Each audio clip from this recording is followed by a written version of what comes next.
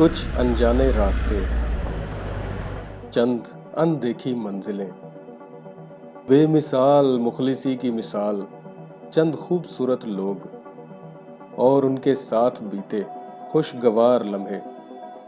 सरमाया-ए हयात इन्हें ना कहूँ तो क्या कहूँ।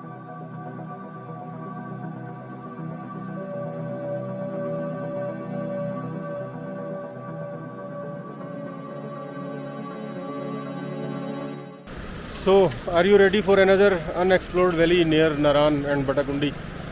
Yes, Siran valley.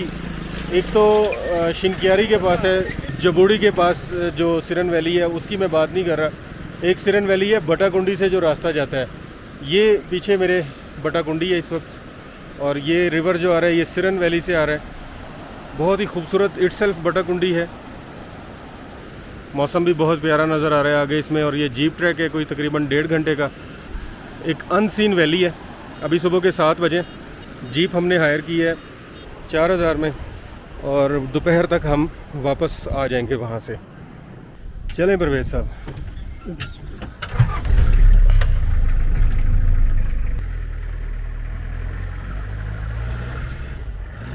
Jeep track शुरू में ही काफ़ी मुश्किल है और खूब हौसला आजमाता है, मगर हमारी खुशकिस्मती ये रही कि किसी दूसरी जीप के साथ सामना नहीं हुआ, क्योंकि ये जगह अभी दुनिया की नज़रों से दूर है।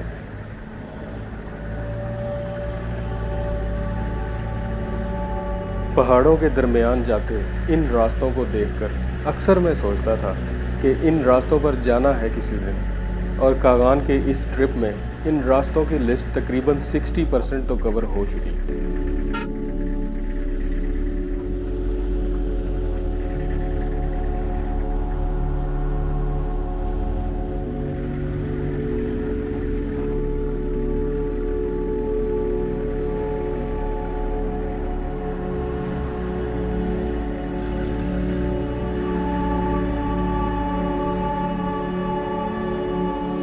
जी हम चलते चलते काफ़ी ऊपर आ गए हैं। जीप ट्रैक जो है ना ये सामने नज़र आ रहा है, बहुत ही टफ़ है, नैरो है। अगर मैं बात करूं पूरी कागान की सीरीज़ में अब तक जो टफ़ ट्रैक था वो शारान फॉरेस्ट का था, लेकिन उससे भी ज़्यादा टफ़ जो है ना ये सिरन वैली का ट्रैक है। और ये मौसम बहुत ही खूबसूरत है। इस जगह का नाम डक है, डक कंडोरा, और ये एक वाटरफॉल इस रिवर के अक्रॉस नज़र आ रही है। अक्षारण से आगे रेवड़ी शुरू हो जाएगी। अक्षारों से आगे रेवड़ी तो मानूर वैली में नहीं है, इधर भी है, उधर ये रेवड़ी का गाँव है। अच्छा यहाँ पे भी है जी रेवड़ी। एक तो मैं मानूर वैली में दिखा चुका हूँ, यहाँ पे भी एक रेवड़ी का गांव है इस आबशार के उस तरफ। अभी कितना ट्रैक आगे रह गया है? अभी आधे से थोड़ा ज़्यादा ही है, यानी कि तकरीबन लग जाएगा अभी पौना घंटा जी, मैदान तक पहुँचने में। मैदान तक पहुँचे। तो मेरा ख्याल है कंटिन्यू करते हैं। वाह, यहाँ पे थोड़ा खतरा भी है पत्थर से गिरने का। चलते हैं।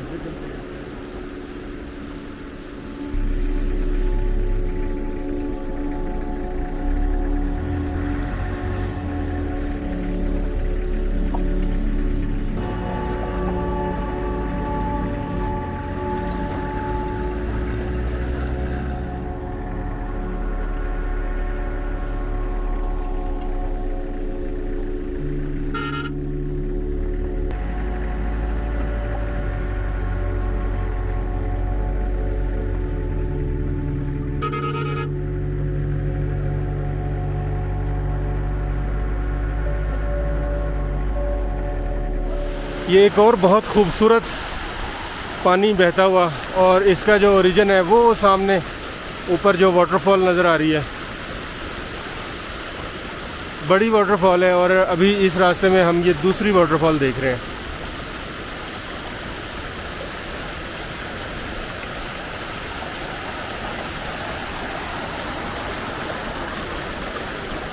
और वो सामने सिरन रिवर, उसमें ये गुम हो जाती है जाके।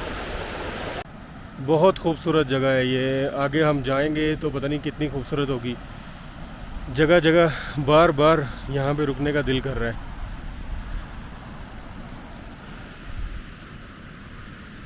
एक मरमोट तो हमें नज़र आ गया है।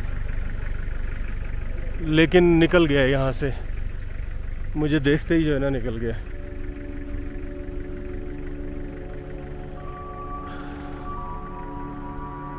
और ये इनके बिल हैं, ये देखें।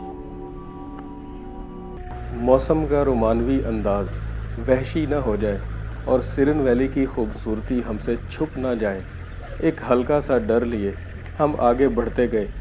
यहाँ भी खुशकिस्मती कि मौसम का अंदाज भी वही रहा और बादलों की आवारगी ने बेपनाह ऐसे नज़ारों को जन्म दिया जिन्हें हर बार देखकर कुछ पल के लिए मैं अपना वजूद भी भूल गया।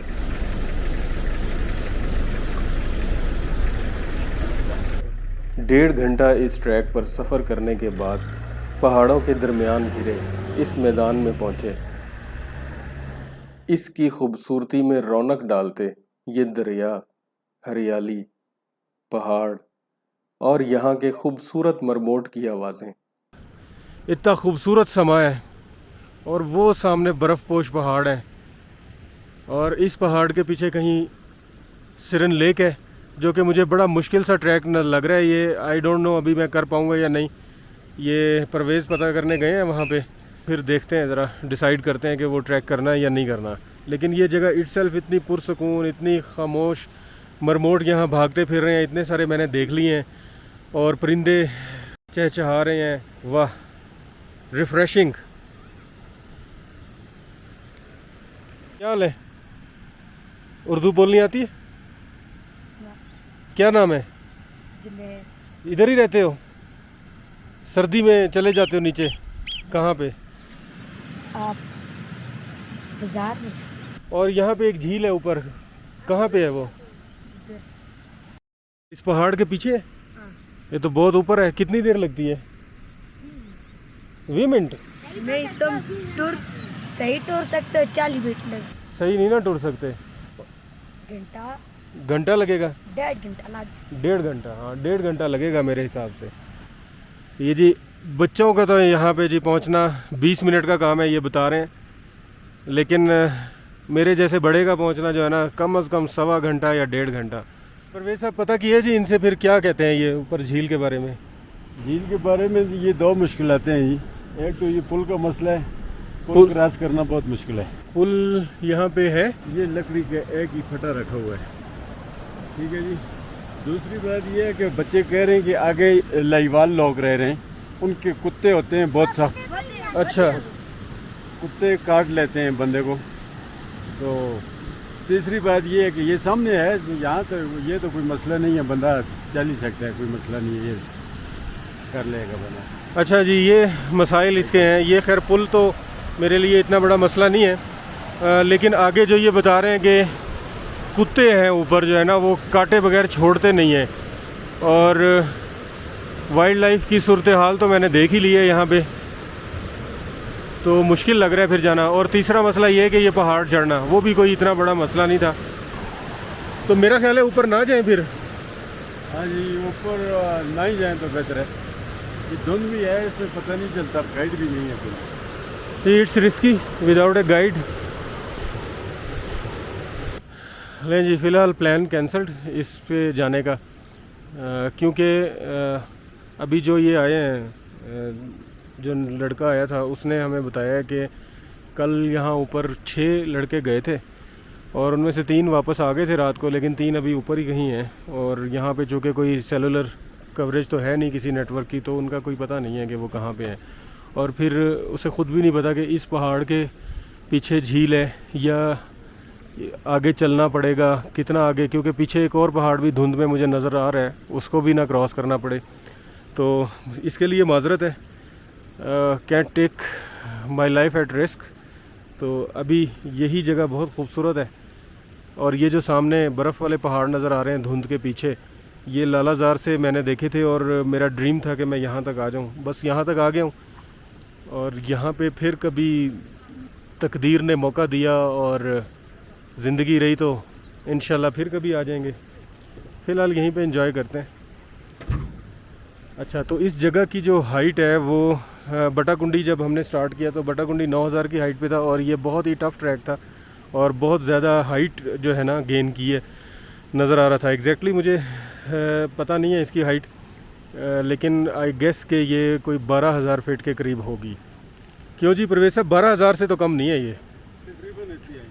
इधर एक मज़ार भी है, अगर जाना चाहते हो तो हम मज़ार पे फातिहा पढ़ लेते हैं। मासूम बाबा का मज़ार, वो क्या थे मासूम बाबा इधर? मासूम बाबा यही बुज़ुर्ग लोग थे, ये जो इधर रह रहे हैं, मियाँ मोहम्मद हसन साहब, ये मियाँ साहब हमारे पास भी खड़े, ये बड़े बुज़ुर्ग लोग थे, इनके बड़े बड़े, उनका कोई बच्चा फौत हुआ था मासूम बाबा। अच्छा। उसके वालिदैन जो थे वो बहुत परेशान थे, एंड सीज़न था, तो उनके घर यहाँ से चले गए, बच्चा फौत हो गया, तो उनको बहुत गम था इस चीज़ का। वो बालाकोट से वापस आए हैं जब, अच्छा। तो वो बच्चे की कब्र पे कुदरती सेफ्टी हो गई थी पत्थरों की। अच्छा जी, वो यहाँ पे दफनाए हुए। 11,000 फुट की बुलंदी पर वाक़ और बुलंद बांग पहाड़ों की फसील से चारों जानिब से घिरा ये मैदान कैंपिंग के लिए ज़बरदस्त जगह है। इस वादी को मुकम्मल देखने के लिए 3 से 4 रोज़ दरकार हैं। एक दिन हर उस रास्ते पर जहाँ जहाँ से पानी आ रहा है और एक दिन झील के लिए। इन बर्फपोश पहाड़ों और उफ़क़ के उस पार नीलम वैली है, मगर रास्ता कितना कठिन होगा वो यहीं से अंदाज़ा हो सकता है।